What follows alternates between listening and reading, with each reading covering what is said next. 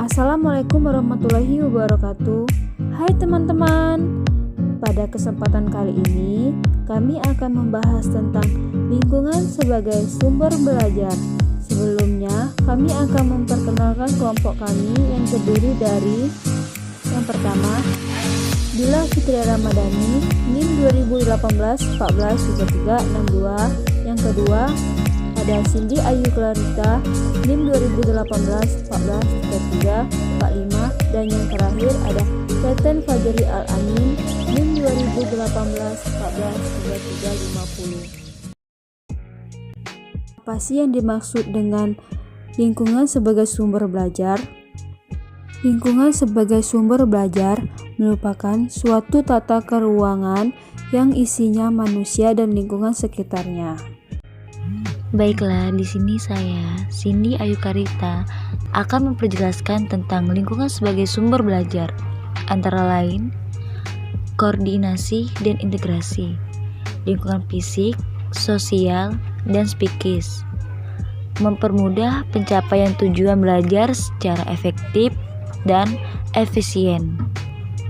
Fungsi pengolahan lingkungan: 1. Memberi pengalaman belajar secara konkret atau langsung. 2. Mengurangi intensitas penyampaian materi secara oral. 3. Memberikan dasar yang lebih ilmiah terhadap pembelajaran. 4. Penyajian pembelajaran yang lebih luas, menembus ruang dan waktu. Jenis-jenis lingkungan. Lingkungan sosial, antara lain organisasi sosial, mata pencarian, adat, agama, sistem nilai, dan lain-lain. Lingkungan alam, antara lain geografis, iklim, suhu, flora, fauna, cuaca hujan, dan lain-lain. Lingkungan buatan, antara lain tanaman, museum, bendungan, kebun binatang, dan lain-lain. Yang dimaksud dengan lingkungan alam ialah berkenan dengan segala sesuatu yang sifatnya alamiah, seperti keadaan geografis, iklim, suhu, udara, musim, curah hujan, flora, tumbuhan, fauna hewan, sumber daya alam. Lingkungan sosial, antara lain sumber belajar berkenan dengan interaksi manusia dengan kehidupan masyarakat, seperti organisasi sosial, adat dan kebudayaan, mata pencarian, pendidikan, kependudukan, struktur pemerintahan, agama, dan lain-lain. Adapun lingkungan buatan, lingkungan yang sengaja diciptakan atau dibangun manusia untuk tujuan-tujuan tertentu yang bermanfaat bagi kehidupan manusia. Lingkungan buatan antara lain irigasi atau perairan, bendungan atau tanaman.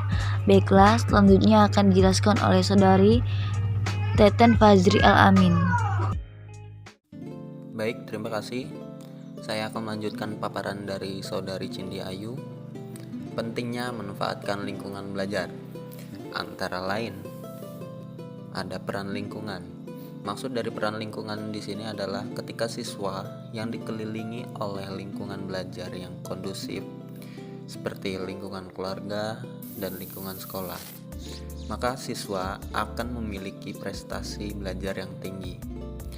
Karena peran ini penting untuk mendorong semangat belajar para siswa, dan peran ini merupakan peran yang linier positif. Selanjutnya, pentingnya aktivitas outdoor dalam optimalisasi perkembangan anak. Aktivitas outdoor lebih berperan dalam mengintegrasikan sensoris dan berbagai potensi yang dimiliki anak, termasuk perkembangan fisik, keterampilan sosial, pengetahuan budaya, perkembangan emosional dan intelektual, serta mengoptimalkan potensi multiple intelligences anak. Selanjutnya, keuntungan. Keuntungan dari memanfaatkan lingkungan belajar adalah mengatasi kebosanan dalam belajar siswa, memberikan suasana belajar yang unik bagi siswa. Siswa dapat belajar mandiri, memperluas wawasan berpikir siswa, dan meningkatkan prestasi belajar siswa. Selanjutnya, teknik menggunakan lingkungan sebagai sumber belajar. Ada beberapa teknik yang dapat kita gunakan untuk memperoleh sumber belajar dari sebuah lingkungan. Antara lain, yang pertama ada survei, field trip atau karya wisata, praktik lapangan, mengundang manusia sumber atau narasumber, melalui proyek pelayanan dan pengabdian pada masyarakat, night at school, homestay, camping, dan super camp. Kelebihan dan kelemahan lingkungan sebagai sumber belajar. Tentunya di sebuah lingkungan sebagai sumber belajar ada kelebihan dan kelemahannya. Kelebihannya yaitu KBM menarik dan tidak membosankan. Belajar menjadi lebih bermakna karena langsung melihat secara realitas. Siswa menjadi aktif, sumber belajar menjadi lebih kaya. Dan tentunya siswa dapat memahami, menghayati aspek-aspek kehidupan yang ada di lingkungan. Selanjutnya, kelemahan.